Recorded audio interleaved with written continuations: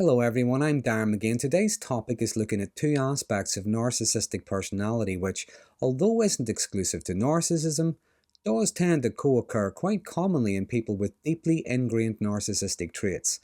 What I'm looking at today is paranoia and rigid thinking. And while they are distinct processes, they do both involve simplified, low-resolution ways of seeing the world, and they often reinforce each other. So, in this video I'm going to look at the differences in the two, but also how they overlap. So to illustrate the paranoia, narcissistic people tend to be preoccupied with how others see them. They are very self-focused and they interpret situations and interactions as always being about them, even when they aren't. And because their sense of self is very fragile and they're very sensitive to anything which might challenge their ego, this can lead to a paranoia about being mocked, criticized, judged, betrayed, or undermined. So even innocuous or benign statements can be interpreted as threats to their image, to their status. So they can become very defensive, confrontational, or hostile, even where there was no threat or offense intended. Now, when things don't go their way, they might claim there's some kind of personal conspiracy against them. Other people have taken something from them, or other people have deliberately denied them or sabotaged them just to prevent their success. So with the paranoia, we often see bizarre accusations, nonsensical reasoning, and emotive arguments. Like cult leaders, despots, and so on, well, they can be very paranoid. They tend to be very guarded and defensive. They suspect other people's motives. They accuse other people of plotting against them. And this is because they're in constant fear of losing their power or losing their status, which is one of the reasons why they dehumanize their critics. They portray them as being bad or evil or whatever, and they typically create a them and us culture with their followers. But many of the arguments and accusations narcissistic people make tend to be emotive rather than factual. For instance, if they accused a partner of cheating, they might not have any evidence. But it's like they don't need evidence, they just feel so strongly about it. And this is what's known as emotional reasoning. In other words, it's true because I think it. Their feeling is the evidence. Now, even if the partner is able to prove their innocence, well, that doesn't mean they didn't cheat. It just means they didn't cheat that time. The paranoia doesn't go away. But regardless of how it manifests, the paranoia is emotionally driven, and it's usually by fear and insecurity. And it often stems from their inflated sense of self-importance, entitlement, and their hypersensitivity to any perceived criticism. They live their lives filtering the world through a self-centered perspective, and they reject anything that might challenge their perspective, even reality. But when it comes to their rigid thinking, well, we can look at that in different ways. Firstly, it can refer to seeing things in an all or nothing way. They see things as day or night, right or wrong. So there's no nuance, no context, and no exceptions. It's like, you're either with me or against me.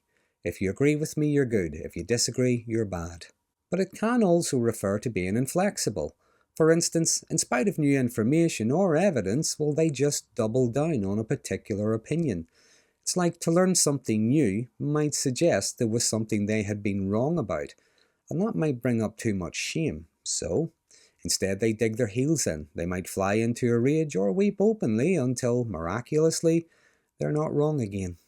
But typically what we see is low-trait openness to experience or information. But either way, it involves low-resolution thinking, and this refers to a simplified all-or-nothing cognitive style where they fail to see nuance, so they lack the ability to interpret situations in an open and balanced way.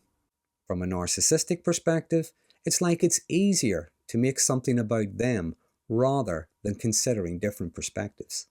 But this often leads to oversimplified explanations and overgeneralizations. Now, an example could be, someone says no to an unreasonable demand.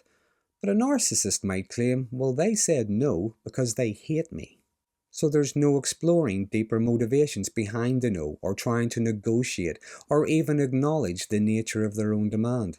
It's just jumping to an oversimplified explanation. And the low-resolution thinking reinforces the paranoia because they lack cognitive flexibility to reevaluate their assumptions. And the paranoia Well, that can drive defensive reactions and quick and easy interpretations. So someone not saying hello is instantly interpreted as a deliberate exclusion.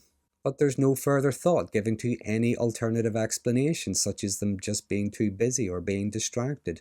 And even a casual remark they didn't even fully hear, that can be construed as a challenge or an insult. Or if a friend or a partner maybe receives good news, like they got a new job or something, and others are pleased for them, a narcissistic person could feel they are being unfairly overshadowed, and they take this as a personal slight. And here we would see the envy and the jealousy. Another aspect could be how narcissistic people generally struggle with humility. They avoid responsibility, and they have a multitude of ways to shift the focus of a conversation elsewhere, so nothing is ever really resolved. But how about whenever they have something on their mind that they need to address? Well, the paranoia can lead them to misinterpret situations, and the rigid thinking can lead them to do so with conviction. Remember, there's no context, nuance, or exceptions. And with narcissistic people, issues aren't really addressed with concern or curiosity, nor are they necessarily looking for a resolution. They just want to win. So if they're asking questions, well, it can feel more like an interrogation. They just keep interrupting, throwing out more questions, more accusations. And if you can't remember every single detail or don't repeat the same thing word for word, they'll accuse you of lying. If you ignore them, they'll accuse you of not caring. If you become agitated, well, that's evidence of your guilt. So it's like in their rigidity, they've come to a conclusion, and they're just working backwards, and they're filtering out any evidence they don't want to hear. So both paranoia and rigid thinking can play significant roles in how narcissistic people interpret and react to the world around them.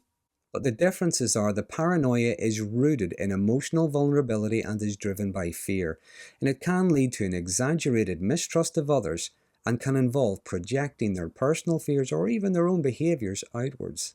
The low-resolution thinking is cognitively driven, and it reflects simplistic thought over simplified interpretations and surface-level logic. But it all stems from their fragile self-esteem, their need for control, and a constant anticipation of some kind of criticism or betrayal. And being constantly vigilant about how others view them, fear of losing their status, being suspicious of other people's motives, seeing plots where there aren't any, and projecting their own traits onto others causes huge strains on their own personal relationships. Their relationships with other people tend to erode over time due to their constant suspicion, judgmental attitude, need for validation, and their own inability to consider any alternative that doesn't fit their narrative. Eventually, they may end up dumped, abandoned, but due to their lack of empathy and their low-resolution thinking, rather than reflect on what they may have done to cause or contribute to the breakdown, the simplistic answer is the other person was the villain. And this reinforces their paranoia, and it gives them stories of victimhood to tell their future audiences. So, that's a brief outline of the paranoid and rigid nature of narcissism. If there's anything I've missed, anything you might like to add, please use the comment section. As always, there are some interesting conversations start from these videos. But if you find this topic to be interesting, please consider subscribing, and until next time, thanks for watching.